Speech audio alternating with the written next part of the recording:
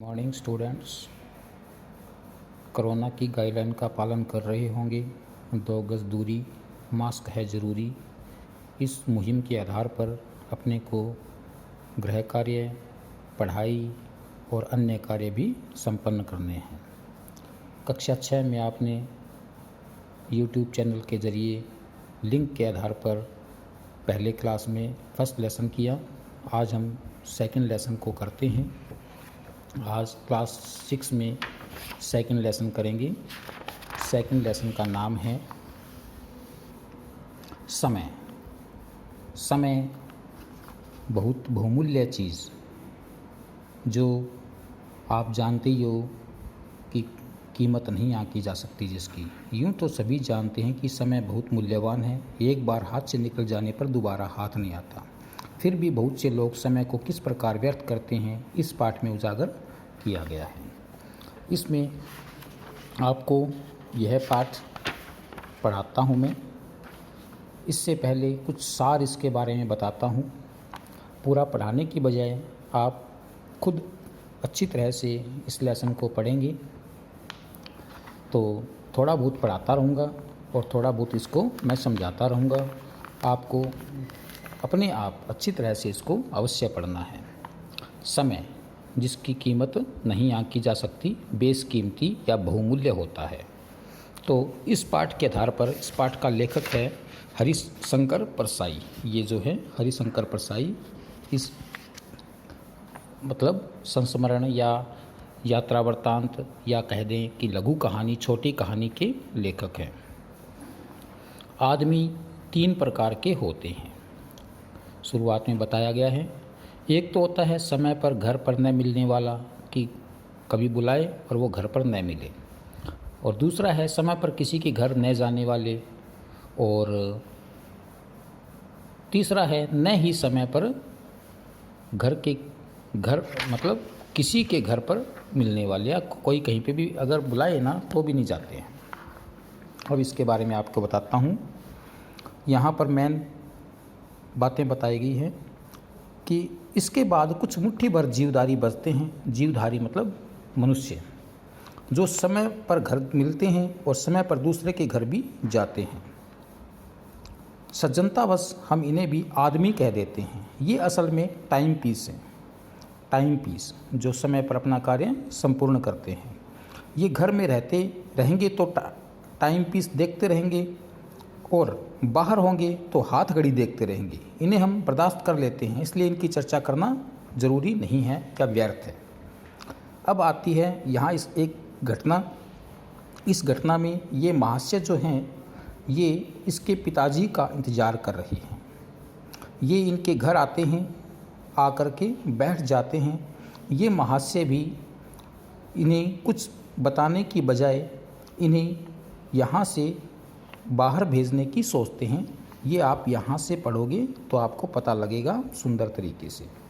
तो ये बीच में भी इसको टोकते हैं, ये कनखियों से भी देखता है और बिना कुछ स्पष्ट उत्तर दिए इनके सवालों का जवाब भी देता है, जो अच्छी बात नहीं है।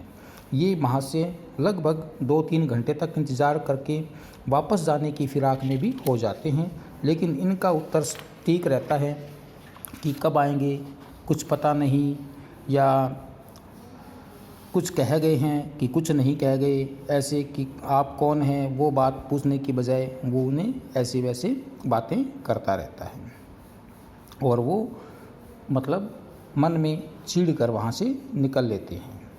अब थोड़ा सा आगे कहानी और आती है दूसरे दिन की, कि दूसरे दिन 8 बजे हम फिर पहुँचते हैं।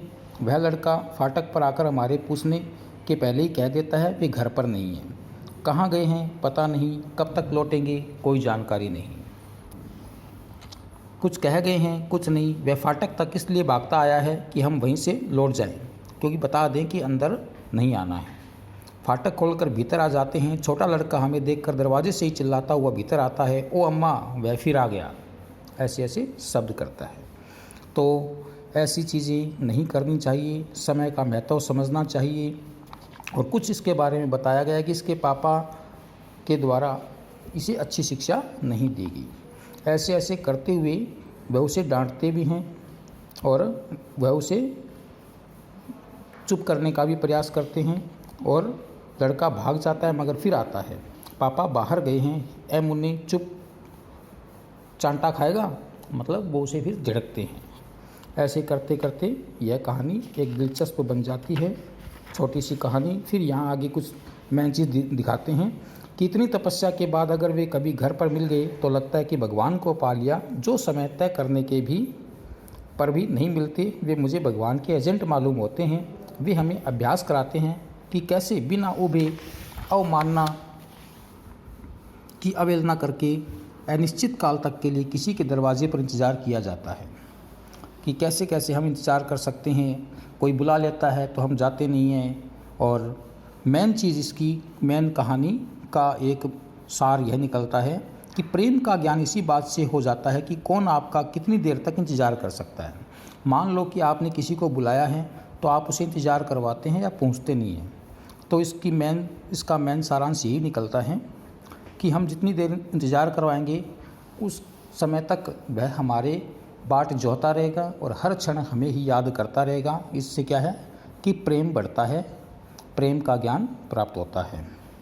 ऐसे करते करते कुछ और भी इसमें घटनाएं हैं जो आप सुंदर तरीके से स्वयं पढ़ेंगे और बढ़िया तरीके से इस पर मनन करेंगे। अब यहाँ पर ऐसे ऐसे बताते हुए एक छोटी छोटी घटना और आती है और इन सारी बातों से वह अपने मित्र की सारी आदतों का पता लगा लेते हैं लेखक, और वो जैसे कहते हैं वैसे वो उसे नहीं कहते हैं। इंतज़ार करने के लिए कहते हैं तो उसका इंतज़ार भी वो नहीं करते हैं। इस प्रकार आगे इनसे कोई निमंत्रण भी लेता है मिलने का या बुलाता भी है तो वो उसकी आदतों से परिचित हो जाते हैं, तो उसी के बिहेव या उसी के व्यवहार के आधार पर ही उसी के साथ में व्यवहार करते हैं। अंतिम पंक्तियों में अपने थोड़ा सा पढ़ाते हैं कि ऐसे लोगों की निंदा भी होती है कि वे समय का कोई ध्यान नहीं रखते और अपना तथा दूसरों का वक्त खराब करते हैं। पर मेरा मत दूसरा है। ऐसे लोग ज्ञानी हैं, वे जानते हैं कि काम अनंत है और आत्मा अमर है। जल्दी वे करें और समय का ध्यान वे रखें जिनकी उम्र 50-60 वर्ष की होती है। हमारी उम्र तो करोड़ों साल है, क्योंकि आत्मा कभी मरती नहीं। जो काम इस जन्म में पूरे नहीं हुए उन्हें अगले जन्म में पूरे कर लेंगे या उसके बाद वाले जन्मों में। इस बार आत्मा ने मनुष्य का चोला लिया है, अगली बार वह मेंढक का चोला भी ले सकती है। तब मेंढक के रूप में हम वे काम पूरे कर लेंगे जो आदमी के रूप में नहीं कर पाए। जल्दी क्या है। ये ऐसे ऐसे शब्द और विचार चलते हैं। इस प्रकार कहानी का अंत होता है और समय का महत्व आप जानते ही हो क्या है, बेशकीमती समय है। इसके बाद आपको मौखिक प्रश्न जिनकी स्नैप बाद में डाली जाएगी, आपको लिंक भेजकर और फिर राइट का चिन्ह लगाना है जो लगाए हुए हैं, और आपको भी अच्छी तरह से लगा लेने हैं। और रिक्त स्थानों के अंदर सेकंड रिक्त स्थान में एक रोंग छप गया है बुक के अंदर ही, जिसको आपको सही करना है। ये असल में टाइम पीस है, तो आपस में नहीं, असल आएगा इसके अंदर आपस की जगह। और सारे मैंने भर दिए हैं, आप भी कच्ची पेंसिल की सहायता से भरेंगी। और इन प्रश्नों के भी उत्तर लिखकर मैंने एक स्नैप बना के मैं डाल दूंगा जो आप वर्क करेंगे सेकंड अध्याय को।